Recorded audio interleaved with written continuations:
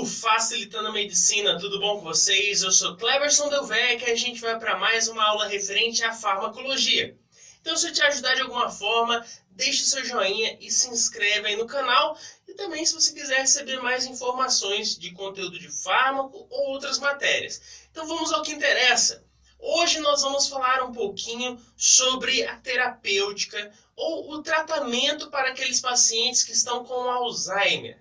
Mas antes de tudo, a gente vai ver alguns fármacos que podem ser utilizados, vamos ver também aí alguns tratamentos paliativos, mas antes de tudo nós devemos saber o que causa essa Alzheimer. O que é isso tudo aí? Primeiro a gente tem que entender que o Alzheimer ele é causado por um problema onde existe uma atrofia da região cortical, ali no córtex, principalmente ali no nosso encéfalo. Essa região cortical ela é reduzida, existe uma atrofia. Mas não só da região cortical, como também do hipocampo. A região do hipocampo ela tem uma redução, uma atrofia, e nós sabemos que a região do hipocampo, qual é a função dela? É a função de memória. Então, usando a lógica, a gente vê que essa pessoa, esse paciente com Alzheimer, devido à retração do hipocampo, vai perdendo a sua memória, vai perdendo gradativamente, é um processo gradativo e progressivo. Agora, já a nível microscópico, a gente vê alterações também. A gente vê ali a formação de uma hiperfosforilação da proteína tal e também da formação de placas de beta-amilonas ali. Vai tendo um aumento dessas placas e a hiperfosforilação dessa proteína tal. Então vai ocorrendo esses processos e eles, lembre-se, são degradativos e são progressivos. Vai acontecendo aos poucos nesse paciente e vai piorando o quadro dele. Agora, também existe uma deficiência, uma fisiopatologia na região dos núcleos basais. Ali a gente vai perceber também uma deficiência na liberação da acetilcolina.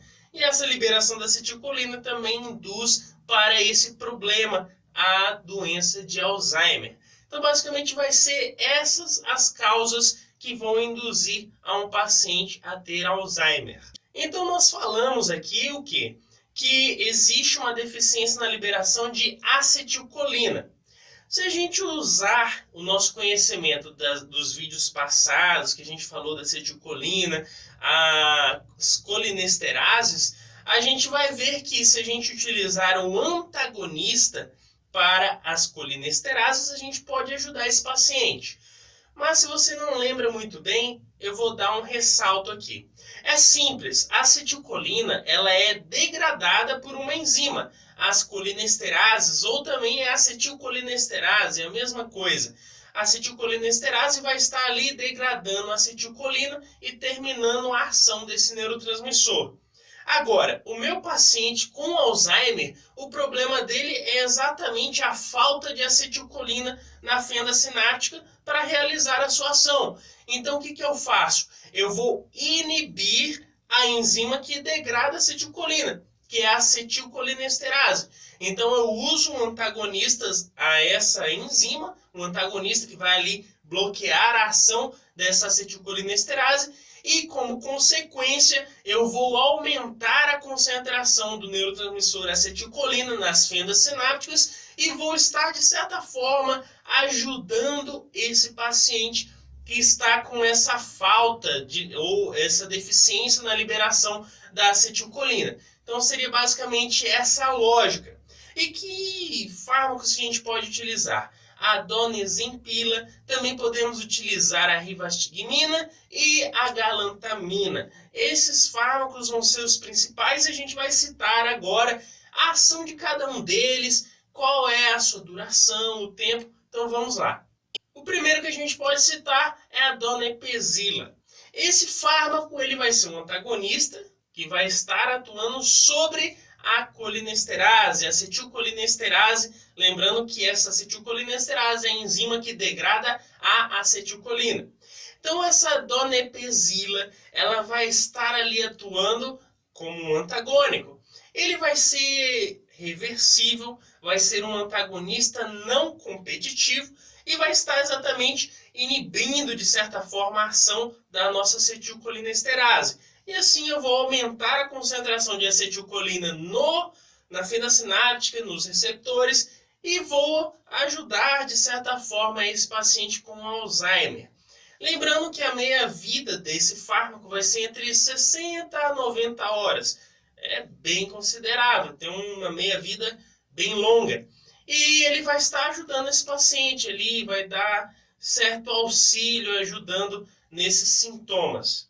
Agora, a donepezila ela vai ter a sua metabolização hepática. É bom ressaltar isso, a gente vai entender mais à frente por quê. Outro fármaco é a rivastigmina. A rivastigmina ela também é um antagonista colinesterase, ou seja, vai estar inibindo essa colinesterase de destruir a nossa acetilcolina e vou aumentar a concentração de acetilcolina nas fendas sinápticas e ajudando o nosso paciente com Alzheimer, da mesma forma que o fármaco anterior. Essa rivastigmina ela vai ser não competitivo, um antagonista não competitivo, e pode ser considerado como reversível ou como pseudo-irreversível. Por que pseudo-irreversível? Porque ele tem uma duração longa, vai ter uma duração sobre esse paciente longa, com seus efeitos prolongados, e por isso a gente considera ela como pseudo-irreversível, devido ao tempo de duração, atuação. Então ela vai ser reversível ou pseudo-irreversível, tendo a sua ação aí considerável, vai estar ajudando o paciente. Agora uma observação, a rivastigmina ela tem a sua metabolização por esterases plasmáticas. E por que é importante eu saber disso? Porque se ela é degradada por esterases plasmáticas, é uma vantagem. Vantagem para quem? Para aqueles pacientes que têm insuficiência hepática. Então, aquele paciente que tem insuficiência hepática e está sofrendo com Alzheimer, eu posso utilizar a rivastigmina, porque ele não vai sobrecarregar o fígado desse paciente, porque ele não vai ser metabolizado no fígado, mas sim vai sofrer metabolização por esterases presentes ali, séricos ou do plasma. Então, é uma vantagem desse fármaco para pacientes com insuficiência hepática. Outro fármaco que a gente pode citar é a galantamina. Ele que vai ser um antagonista competitivo, diferente dos outros que a gente falou agorinha, que são não competitivos. Eles também vão ter aí a sua ação ajudando a inibir a ação da acetilcolinesterase, que é a enzima que degrada a acetilcolinesterase, e vai aumentar essa acetilcolinesterase nas fendas sinápticas, ajudando esse déficit, essa falta de liberação da acetilcolina, vai estar dando esse auxílio para o paciente com Alzheimer. E também ele vai ter a sua atuação meia-vida de 6 a 7 horas e a sua metabolização também aí será hepática. Então a gente fez um resuminho de alguns que podem ajudar nessa falta de liberação de acetilcolina no paciente com Alzheimer. Outro fármaco que também pode ser utilizado no Alzheimer é a memantina. Ele que vai atuar exatamente no receptor NMDA. Esse receptor que é um receptor de glutamato e é excitatório. Então essa memantina ela vai estar inibindo essa excitação pelo glutamato e, de certa forma, inibindo a excitotoxicidade. Vai, de certa forma, ajudar um pouco esse paciente.